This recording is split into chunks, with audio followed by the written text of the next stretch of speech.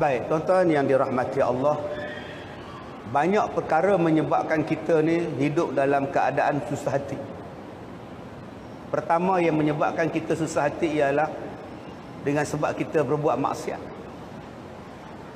Itu yang jadi susah hati. Bila maksiat itu kita buat, jadi titik hitam dalam hati. Nuktatun fi, ni nuktatun sauda, akan jadi noktah hitam, titik hitam dalam hati dia.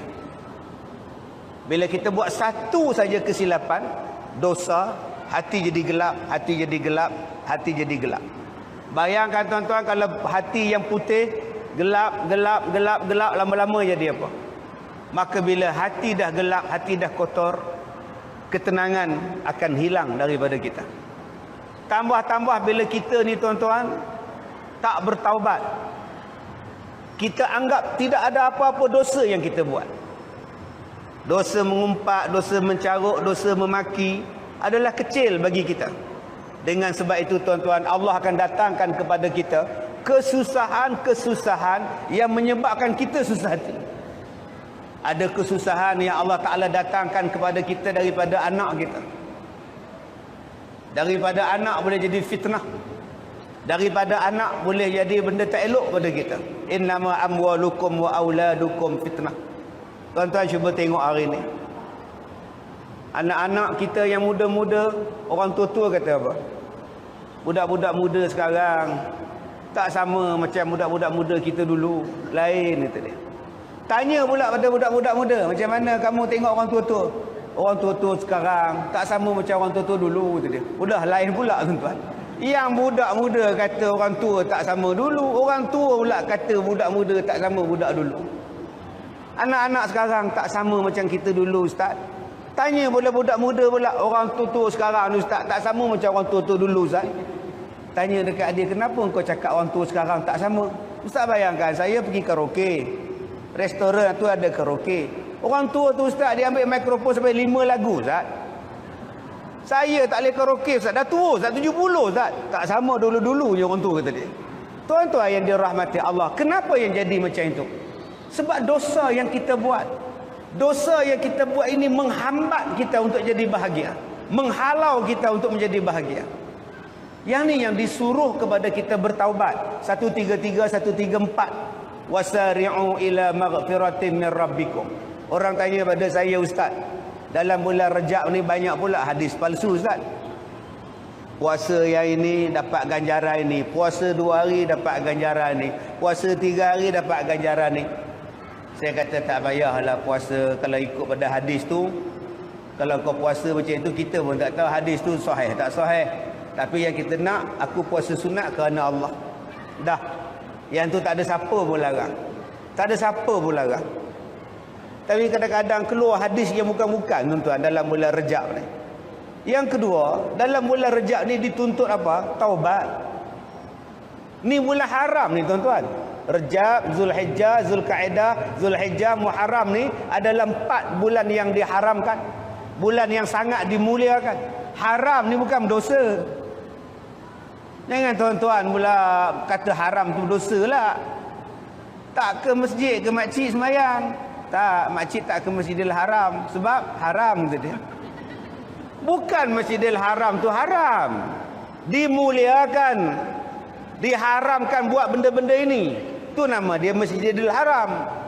Bulan haram, bulan yang dimuliakan. Diharamkan buat benda-benda ini. Itu makna bulan haram. Bukan bulan tu berdosa pula. Haram-haram fiqah lain. Haram dalam kemuliaan ni lain, tuan-tuan.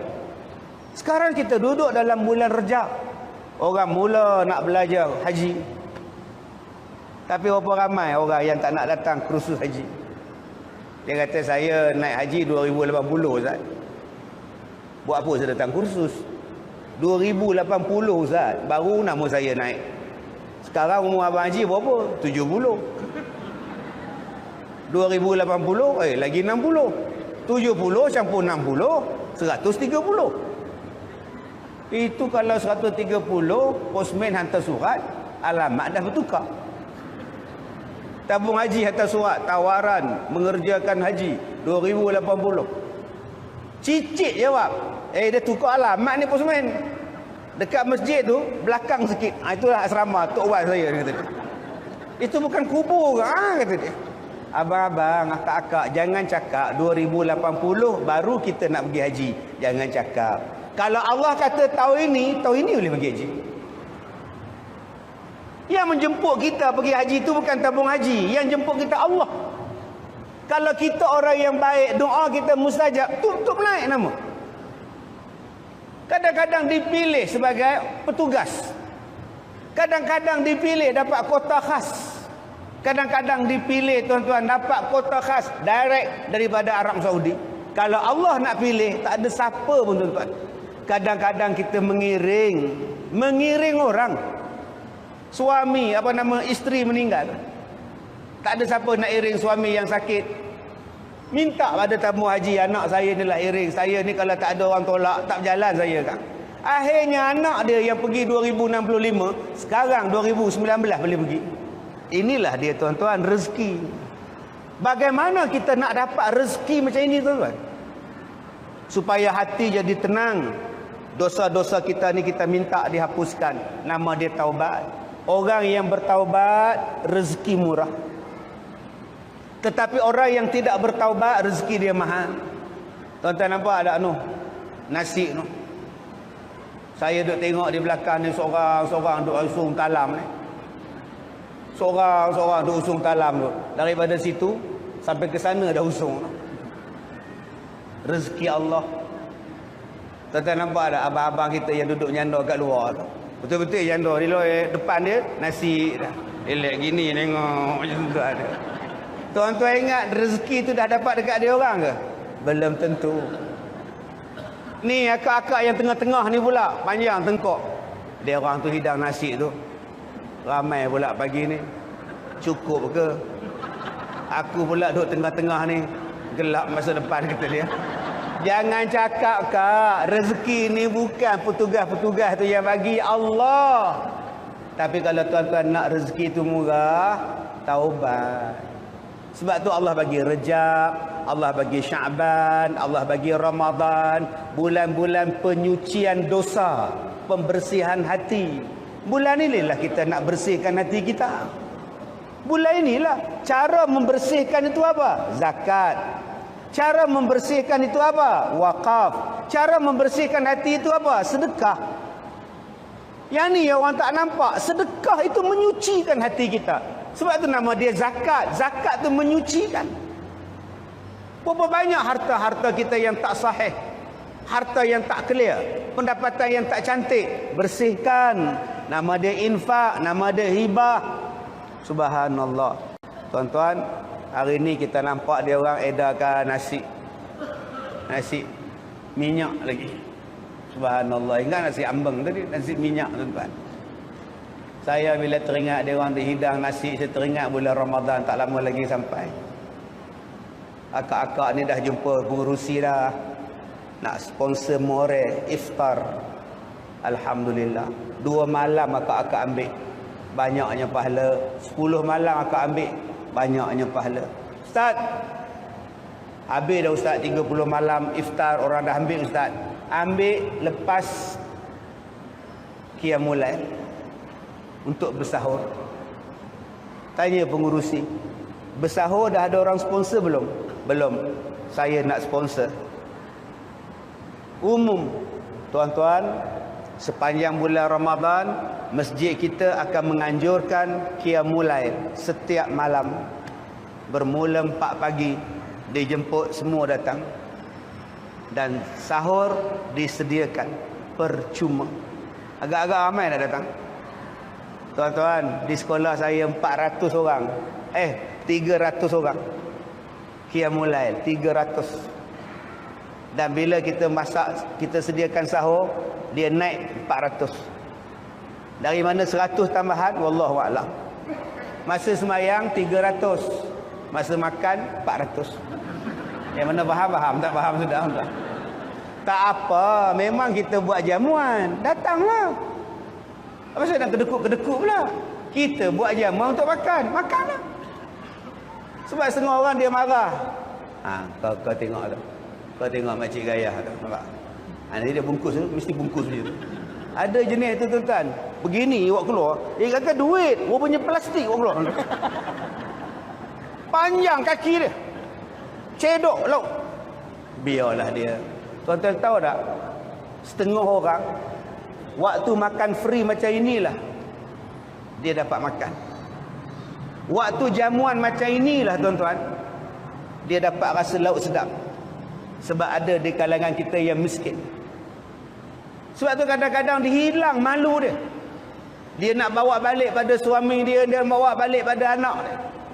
Orang kata apa katalah. Waktu inilah anak-anak dia dapat makan lauk 3 jenis. Sebab ada yang miskin. Sebab tu saya kalau saya buat kenduri di sekolah saya. Ada orang yang cedok lauk buat balik saya tak marah. Sama ada dia kebulo ataupun dia miskin. Ataupun memang tabiat dia macam itu. Memang tabiat suka tapau. Belum habis begini buat balik siang. Hoi, hoi, ya hoi buat balik ni. Tak apa, janji dia makan. Tetapi yang paling banyak yang saya jumpa, mereka tidak ada makanan. Telur, goreng telur, nasi putih, kicap. Goreng telur, nasi putih, kicap. Tiba-tiba bila kita buat kenduri macam ni, bau dia rasa boleh makan sedap.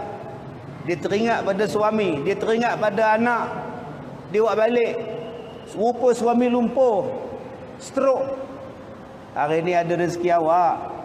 Ayam masak merah, daging masak hitam, ikan masak kuning gitu dia. Warna-warni semuanya. Dia stroke tuan-tuan. Alhamdulillah. Ada orang buat kenduri ke? Ada orang tu buat kenduri. Ya Allah, ampunlah orang tu ya Allah. Dosa-dosa ya Allah, murah rezeki ya Allah. Tuan-tuan, orang lumpuh, orang sakit, sabar pula, doanya mustajab. Inilah kelebihan sedekah. Itulah kelebihan wakaf. Bila kita tolong, bila kita derma, kita tak tahu siapa nak dapat nikmat. Siapa yang nak dapat nikmat daripada apa yang kita buat. Saya duduk tengok abang-abang kita duduk edar nasi tadi tu. Tak siapa yang derma. Siapa yang sedekah saya tak tahu. Tetapi kita akan makan nanti. Anak kita akan makan. Suami kita. Mak kita. Kita buat balik nasi minyak ni mak saya suka. Buat keluar tapawai plastik buat keluar ni. Bungkus dekat mak. Mak tadi pergi masjid ceramah Ustaz Kazim. Dia orang jamu nasi minyak mak. Ya Allah. Aku dah setahun minta nasi ni tak dapat. Alhamdulillah rezeki ya Allah. Makan orang tua tu. Habis dia makan tak ke dia berdoa. Alhamdulillah, kalaulah dia buat lagi murah rezeki dia. Kalaulah masjid panggil Ustaz Kazim lagi murah rezeki aku boleh makan, kata dia. Ya benar faham, tak faham sudah tuan.